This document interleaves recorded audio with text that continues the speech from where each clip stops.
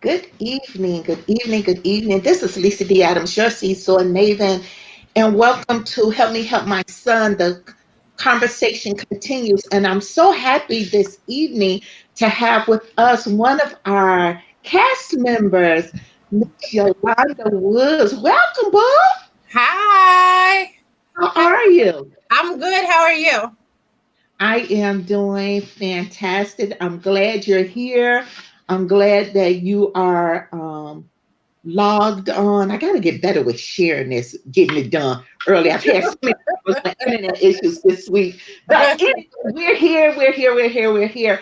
And the conversation continues as I said before. So first and foremost, again, I appreciate you so much for being a part of the cast, and it went well. It It it did. went It did.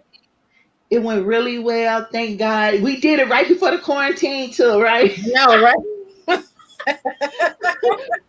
We got it done. Yeah, that was the good part. But I That was actually enjoyed it. I enjoyed it. It was my pleasure to be a part of it. I had my kids watch it, so it was yeah. That is awesome. That is awesome. So we're still gonna do a lot more with that, and I'll talk about that a little more later. But for right now, so the conversation for today is unconditional love. We talk about loving our children, loving our sons, but in our daughters, just that unconditional love itself. right. For me, that unconditional love is the good, the bad, and the ugly. Yep. It means that we're taking it all. Yep. No, we don't get to pick and choose. Now, it does not mean I have to like what you did. That is true. Very true. I don't have to like it, and I don't have to support it. That's true too. Know that I always have your best interest at heart. Yep. I agree. I got you, boo. I got you. So, that's just what I was saying. I got you, boo. I got you. Right. So tell me, what does that mean to you? Uh, Unconditional. Pretty much like basically what you said. The good, the bad, the ugly. Um, just accepting things and letting them know that regardless of whatever happens, that I'm not going to turn my back on you, that I'm always going to be here for you. I'm going to do my best to guide you in the right direction regardless of whatever you do. And at the same time, I'm still going to be your mother, so I'm going to tell you where you're wrong, Oh, I'm going to tell you where you're right, I'm going to tell you what I don't like, what I do like. But regardless of whatever it is, I'm always going to have your back. So pretty much basically what you said, but just letting them know.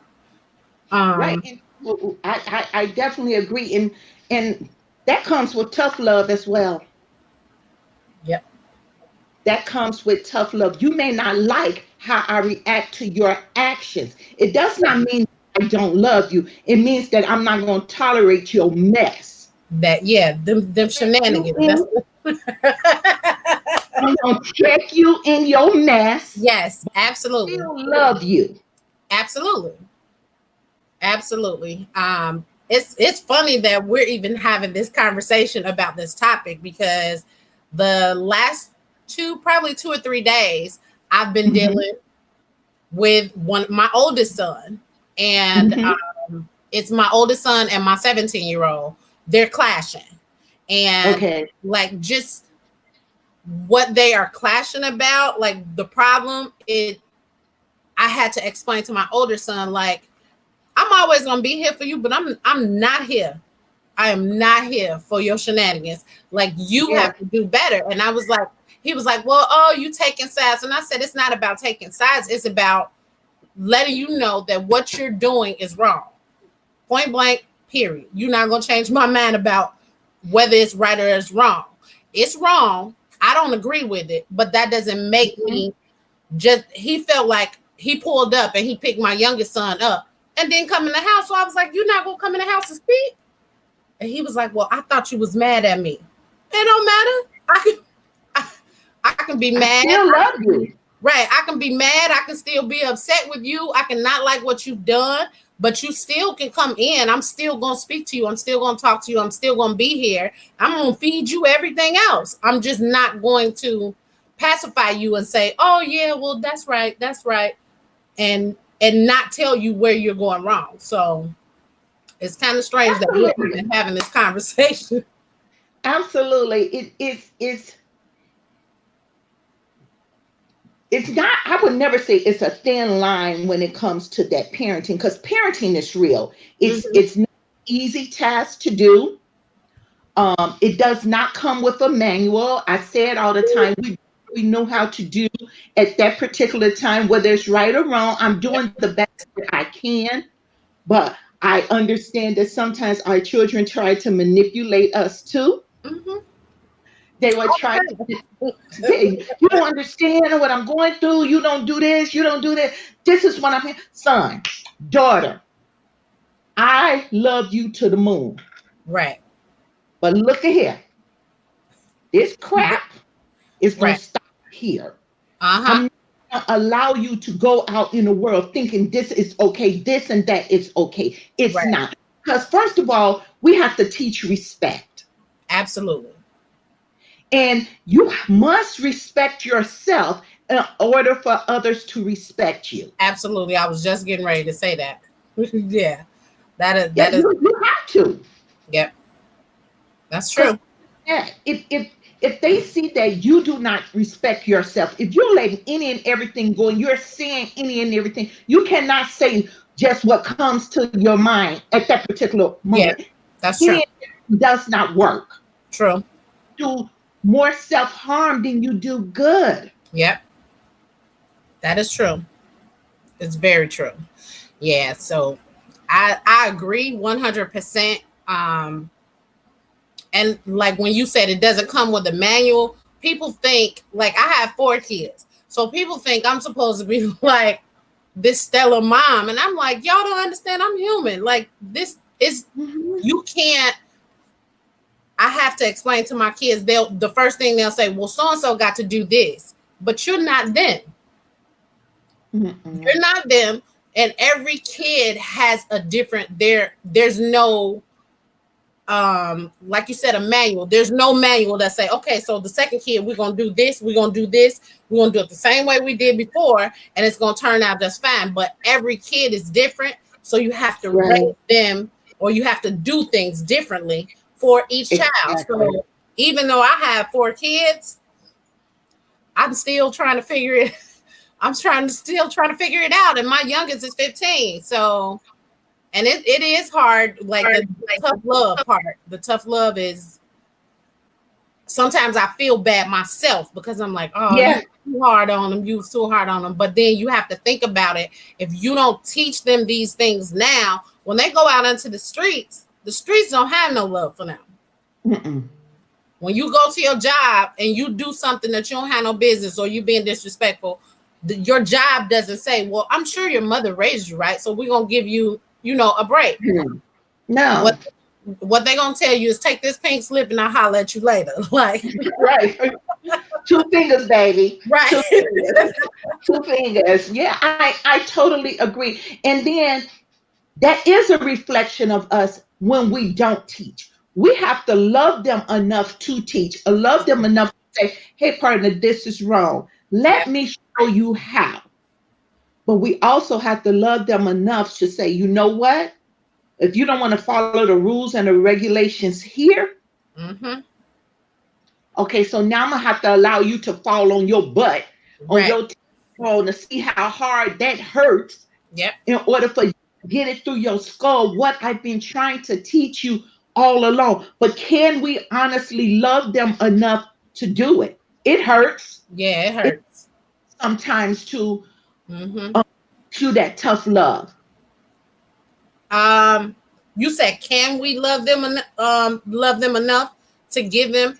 I think it's mandatory that you love them enough to give them tough love because you can't be the yes mom, you can't be the yes parent because if you do, again, the world is not going to you're not they're not the world's going to spit you up and chew you up and spit you out Mhm. If that's what you think the world is about. If you think everything is, oh, okay, I get to have what I want, then you, if you don't have somebody saying, yeah, I know that's what you want to do, but that's not what you're gonna do.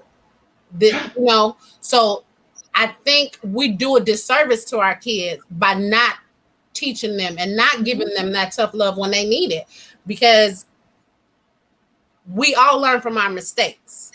We do. So at some point, you got to let them fly and hope that what you've taught them is enough. And at some point, if it's not going in and you steady trying to drill it into them and they're not getting it, then they always say a soft, what is it? Hard head, Hard head hard makes a head soft makes a soft behind. foot. Yeah. So they end up, you end up learning it the hard way. Either you could do it the easy way, which is what I'm trying to teach you, or you end up with it doing it the hard way, and it makes your life that much more difficult. So I think that we would be doing our kids a disservice by not giving them the tough love and making them understand that, look, I love you, but this ain't what it's at. Like this not happening. This is not how you do things. And then, like, if they don't, like, perfect example is like when the kids, they go to college and they come back and they think they're grown. Well, we don't got to come in the house when we supposed, like, Right, right, I don't have right. no curfew. Like, I had the incident where one came home from college and didn't feel like they had to wash the dishes. You ate, didn't you? Like, so, but it's just like they come back with this idea and this sense that, oh, I'm an adult now, so I don't have to follow the rules. Oh, you gonna follow these rules or you gonna be locked outside. Like, don't You gonna have some adult responsibility. exactly. You need to be in here. If you're in my household or you're under my roof, you're still going to follow my rules. And if you cannot follow these rules, then the best thing for you to do and for me to do is help you find your own place so you can do your own grown thing in your own Yeah, space. So absolutely. to me, that's part of tough love, because they're not expecting to have to pay when that ComEd bill and that NICOR bill and the cell phone bill that you used to pay all the time, all of that stuff start rolling in. You can't be going to buy Jordans then on your Right. on your with your money, because I'm paying all the bills. So I think the tough love is the best thing for them. Sometimes it Yeah, helps. it gives them a rude awakening. Yep. But we do have some parents who don't believe in that. They just go with the flow. They are, I won't say the yes mom or the yes, those are the parents who are too busy living their lives. So you Yeah. do, and I'll do me. Hmm. And that backfires.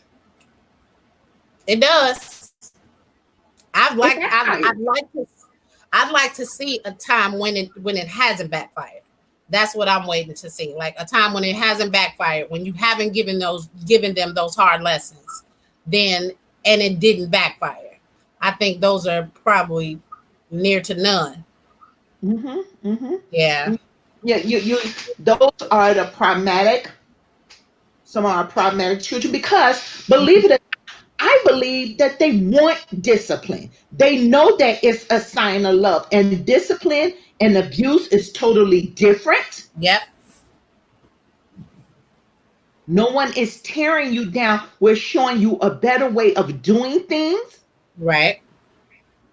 And with that in mind, we're hoping that it's teaching you, it's empowering you, Yep. giving you something to think about. Right. Yeah. It's It's showing you that I care and I want more for you. mm-hmm. Yeah. And it's like I have my oldest is 26, 27. I think she's 27. Yeah, I get mixed up about Girl, I which know. one Don't she worry is. about it. I But do too. like, it's funny because I sit and watch her now, and my kids, her brothers say things like, she act just like you.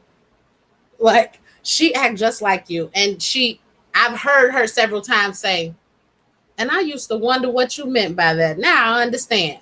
And some Yeah. of the Uh same huh. things that I say and that she's heard me saying to the kids when she comes home, I hear her saying the same thing to them. So it's just it's kind of, I don't know what you would call it. It's like just watching them repeat the things, and I think that's part of the reward is to see them showing that the things that you've taught them works and that they get it and they still held on to it. So I found Right. myself just sitting back like, Mm-hmm. Because you already instilled it in them. right, Even if they don't do, they know. yeah, They have to do. absolutely, So it's a conscious choice not to do, right, but yeah, it's not because they don't know. that's true. But That then was you a have some conversation. that don't. You have some, like you said, the problematic kids, the kids who aren't used to having those hard lessons taught to them by parents Mhm. or whatever. You have some kids that have been raised by grandparents, and the grandparents done raise their kids, so now they tired and they don't know how to handle these kids. So I Yeah, think, this is a different breed. yeah, ooh, but I think that, like, that's part of the reason why me working in a school, I see it so often. Like the kids come in and they don't care. They're just seeking attention. They want the attention. Yeah. They want you to tell them to stop. So we see a lot of it in the school because these kids, a lot of them, like I said, are living with grandparents or are being raised by somebody other than their parent, or the parents are real young and are still hanging out and kicking it or whatever. So they don't really have the time to teach them. So some of these kids are self-taught. And the only way that they know how to get attention is either they're gonna lash out. If they can't get it the good way, then they're gonna get it the bad way. They just want the attention. They want somebody to say something to them. Yeah. And sometimes they believe that attention for bad things is some attention when ordinarily no one would be paying me any attention. And I believe that we can change a whole lot of lives if we just showed a whole lot of more love, Yep. much more love. Yep. Um, I think that would make a lot of difference Mm-hmm. because, as you said, some of them are not bad children. They're not. They They're aren't. bad children. They just seek attention. Mhm. And they've conditioned themselves to act this way because they know, hey, if I start throwing stuff around the room, or if I start not coming in on time, then at least they notice me, type of thing. So um I definitely agree that they look for attention. And I think that as parents, as a single parent working two jobs, oftentimes I forget that you got to pay attention to the kids. Like I come in, it's almost 8 o'clock.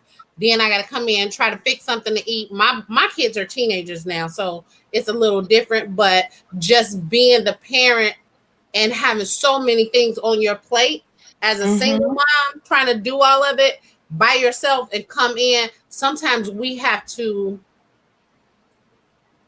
stop and say, wait a minute, like, did you check on your kids? I made that, like, I had to make that a priority. Like, every time I picked them up from school or when I got in the house, how was school today? What went on Yes. in school today? Because I would forget. I would come in the house, I'd be tired. I done ran, did whatever I had to do. By the time I get in the house, I'm tired. So I had to Mm-hmm. force myself and be very intentional about, even though they don't like it, they be like, oh, it was fine. But I make it a habit of every day, like, hey, how was school today? Mm-hmm. So those, it's just those little things that you you might not think that they pay attention to, but they do. They may not, like, at times they won't come to you and tell you things because they was like, oh, well, she in that tired, she ain't got time, she ready to go to bed. So I think Mm-hmm. it also will make, when you're not paying attention and you're not giving that attention, sometimes it will make them draw away, which is also another issue because then they latch on to other things and other people Yeah. that don't mean them any good for that attention. I agree. And what I found to be my experience that I've asked them so many times about how was your day. So when I come in from work now, they ask me, how was your day? That's true. So that's a good thing. It But yes, is. It Yes. It keeps that line of communication Yep. open. And then to look at different body language as well. Uh-huh. When I see them doing something, or maybe they just, even if it's playing the game, if ordinarily I see you playing the game, you have all this energy and Mhm. enthusiasm, and then you're playing and you just slump back, then I'm like, okay, what's going on? You Right. okay? Yeah. You okay? And So I'm not ready to talk about. right. And you would be surprised at how many people that was one of the things that I said I wanted to do. Like I work with I work doing ABA therapy in my second job. So just that's one of the main things that they tell us to look for is like watch the body language. But you would be Yes. surprised at how many people don't even pay attention. Like, you know, like I said, you're busy, you got 900 things going on. If you got any small babies, then your attention is, Mhm. you know, with the small with the little ones. So you would be so surprised at how many people don't even know that they need to pay attention to the body language. They don't even know, like, did you see, you see how he looking now? Like, they don't know that. And I think there needs to be a lot more parent trainings, like Mm, throughout our schools. In our schools, I think there should be access to it in our communities. Like a lot of parents, our culture has been taught that nobody else should have to be teaching us. We shouldn't have to go to a professional to learn these things. We shouldn't have to go to a therapist. We shouldn't have to go to mhm. a counselor for our marriages. We shouldn't, like, as a culture, we've been taught that's not what we do. We don't need to talk to nobody. We don't need nobody helping us, type of thing. So I think that parent, parent, parent trainings, um, signs and warnings to look out for. I Right. think that there should be more emphasis on, as far as like suicide watches, like being able Yes. to notice the difference and the changes in your child and things like that, because a lot of parents don't know, like, and it's not, they, we learn from the people that we were raised by. So if you've learned this behavior, if this behavior is learned, then you're just doing, what you're doing is you're just passing it on, which is Right. passing on generational curses or whatever you want to call it, but you're just passing it along. So I think that um, there should be more parent trainings and parental classes and things that parents can go to get better informed on how to do things and how to advocate for their kids and things of that nature. Because I see it so much working in the school system, like parents coming to IEP meetings and things of that nature. Mhm. They don't know that you not showing up and being on the phone, the other people on the other end are like, oh, she couldn't even come into her kids meeting, type of thing. Right. Right. So Right. I just think that there should be more emphasis on helping parents learn how to do things differently, and being able to acknowledge or notice the different things that are happening. Sometimes we don't even notice. Right. And I think it also opens up for support, because sometimes we are ashamed. Let me speak for me. I know, um, being a parent and everything, I know that, again, as I said before, I didn't always do the right thing, but I did the best that I can. But Yep. sometimes we're embarrassed to ask for help. True. That is true. You don't want anyone to know that you don't have it all together. Right. Because You again, that's a want culture thing. That's a culture It's a thing. cultural thing. Is, we're ego tripping or whatever it is, but we don't want them to know that we have an issue with this. My True. child is doing this, my child is not. I really don't know how to handle it. Back in the day, everything was a whooping. No, you got to get far beyond that. You got to deep down Yep. what's going Yep. on. Why Yep. is this happening? Yep. What's going on? Did someone say something to you? Did someone touch you? Right. Whether it's your peer, it could be the teacher, it could be religious leaders, whomever it is. Yep. We need to get to the bottom of things. True. Absolutely. I agree. The only way we're going to fix the problem is to find the root. Yep. Find we got sometimes just lay it out on the table. Yeah. Yeah, that's true. And I think like a lot of times not sugarcoat it, we sort of dumb it down. Like we dumb things down and we say things or we give it different names or things of that nature. I think that we have to learn how to speak as if you like you have to talk to them. Not you're not talking to a baby. Don't give you know how some Mhm. people name your different body parts and all those Mhm. different things. Like we have to this is a new I call our kids these days new breeds because they are a whole different breed. So you have to deal with them differently. And sometimes you got to go and talk with like I'm doing TikToks with the kids, playing video Mhm. games, all types of like so my son is trying to do nails. And I did not want him touching my nails, but I went in there and let him touch my nails because I knew that meant I was going to be sitting in there for an hour talking. So Mhm. it's just we just have to learn different ways because everybody you can't whoop everybody. The whooping thing does not work. Especially I call them they robo kids. Like they a new breed. So it's like those things don't work. So you have to figure out like What one works? yeah, because one thing that I may do for my 15-year-old, it will completely not work for my 17-year-old. Mhm. So we have to learn how to meet them where they are and try to have a conversation with them and talk to them about things without them feeling like you singling me out. Now you're trying to you just Mhm. all in like you're all in my business, you're doing too much, that type of stuff.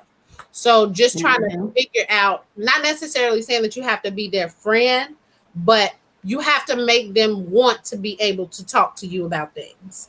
You have to make them comfortable. And I feel like as parents, we get so busy in you ask them something. I'm very guilty of this. I've done this so many times. You ask them something and then you turn around and you talking about something else while they trying to talk to you. Mhm. I do it. I've caught myself doing it so many times. Or they're trying to have a conversation with me and I'm on my phone texting like and I'm not even Yeah. listening. So they take like I said, we need to watch body language. They watching your language. Yeah. They know you don't care. I've had my son be like, I'll talk to you later. You on your phone. Like those type. Mhm. So we have to, I just think it's very important for us to be intentional, especially dealing with all the stuff that our kids have to go through now. It's completely Yeah. different from when I was little. Absolutely. Yeah. So Yeah. just I just think we have to be intentional, especially with our girls and our boys, because now Yeah. you can't even say like you just terrified for your boys to go outside. You got to be worried about your girls. You got to be worried about them too, because they're not these bullets and whatever else is going on out here don't have no names on them no more. Like, They don't, but some of my girls are kind of rough too. ooh, they rough. They They they like to they fight they the not they boys. ain't playing. They They not like to playing. fight the boys. Yeah. So yeah, Yeah, you just they be something else. mindful. Ooh, yeah, they something else too. They Yeah, something else too. you have to just be mindful, and the whole thing is to let them know that they are a priority. They Exactly. are loved. Um, they are a joy. They're smart. They're Right. intelligent. All of those things, and they have so much ability to do things far beyond their dreams. Right. Remain focused. Yep. Don't get caught up in all this other stuff. Yeah. Because Find something positive to focus on mm-hmm, and gravitate towards it. absolutely. I definitely agree. Um, I don't know, like I just feel like when I was younger, like I was doing cheerleading, I did all types of stuff. And I'm Mhm. gonna be honest, like my mama was not like coming to a game to watch me chip. My mom was not coming to that madness. She was like, "Look here, you just better be at home at such and such a time." Yeah. But like for me, like my youngest, he plays football, and I think out of all the years he's been playing since he was like 6 years old, out of all the years that he's been playing, I may have missed 2 games. Wow, that's 15. awesome. But I made that a priority because I've seen the kids who are out on the field and they don't have anybody cheering for them in the stands. I've seen the Mm-hmm. look on their face when everybody else is celebrating with their parents and your mom just dropped you, she dropped you off at the field. Now, I'm not saying that sometimes you just can't, but like I know what that looks like to see the kid Mm-hmm. whose parent didn't show up to pick their report card up. So when they come to school the next day, all the other kids talking about what they got on their report card, and this one Right. will know because they didn't get it. Right. So it's just like being there, letting them know that you're gonna be there. And Right. I I can think it's depend on you. uh-huh, That's what absolutely. they And that's what they want to know. to know that regardless of whatever, like my mama gonna be there, regardless of whatever's going on. When if it's something going on at the school and they call me, I'm gonna listen to the teacher, but I'm also listening to my child. Yeah, and first of all, you got to know them people too. Know the children. So I'm one of those parents that oh, you gonna know me. I'm coming up there all the time. That's me. I send all the teachers my phone number and an email. Hey, if you need to contact me, You know me. Everybody know me by name when I yeah, come up. So uh-huh. to the schools and I'll be, hey y'all. Right. And sometimes they're glad to see me, sometimes they are not. Right. Because But I've even had kids when I walk in the building, by the time I get my kid, I'm like, yeah, you he'd be like, oh, I already knew you was down here. yep, So and so sent me a text and was like, your mama in the building. yeah. That would be Yeah. me. So and then like That you would definitely just again, like I don't want to keep repeating it, but like from working in a school to see um the difference between the parents who never show up for parent teacher mhm. conferences and all of those things, like you can see the participation. I try to participate as much as I can. Now that my kids are older, I don't have to be as like involved and right there and always asking questions, but um I think there's you can see the difference in the kids whose parents participate and the kids whose parents don't. Like Right. and just don't participate. Or and you can tell the difference. Like if one of my kids' teachers call me, I'm gonna be like, hold on, I gotta step out of here 1 second. Let me see what they talking about. Mhm. But then you have those parents like, I don't want to hear that. I don't got time to do with that. I deal with him when he get home, type of thing. Mhm. So Or not my child. why would he do something like that? Or the one that's, oh, you just picking on my kid, type of thing. Mhm. Instead of you coming up to see what's going on, and if you had answered those last 18 phone calls, you would have been up to date on what's been happening, type of thing. Because you always have those, why y'all just not telling me now, Mhm. type of things going on as well. So I just think that parents have to be very diligent and very, like I said, intentional about making sure that they're participating. You can't just be the parent that sits on the sidelines and watch. You have to be the parent that is participating in their lives because Yeah, that makes the difference. I So, agree.